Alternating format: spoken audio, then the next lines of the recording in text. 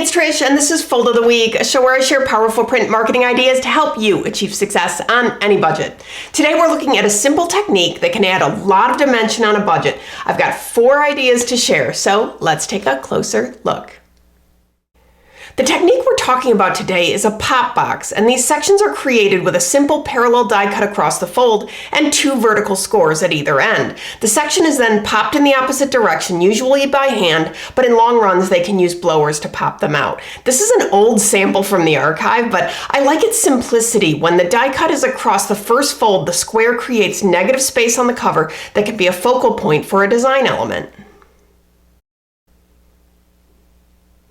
Some people like the square on the cover and use it as a design element. Some move the element to the interior, like in the sample brought back from episode 550. You can see they've added extra panels so that the pop boxes can be on the inside. Another way to deal with the panels is to glue the covers, like we see in the sample brought back from episode 248. This is the same 6-panel configuration that we saw in the previous sample, but with glued end panels. If I bring back the other one and flip it over, you'll see what I mean.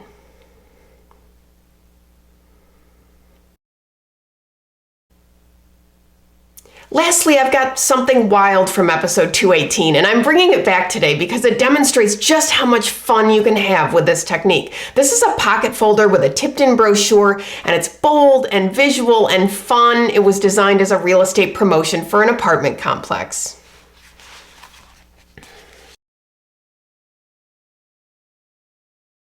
These 4 designs all have something in common. They're accordions, which is the folding style that is most commonly used for this idea, but you can use a pop box technique as a fun way to add some dimension anywhere you have a fold. So think of it for trifolds, gatefolds, roll folds, parallel folds, wherever you want to add some eye-catching pop.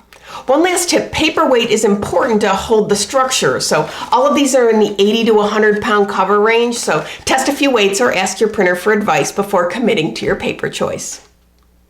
A very special thanks to the creators of the samples featured in this episode for sharing their solutions with us. If you've ever been inspired by something you've seen on the show, please consider folding it forward and sharing your work too. If you're looking for more ideas, downloads, and templates, visit foldfactory.com, and remember, think finishing at the beginning. I'll see you next week. Bye.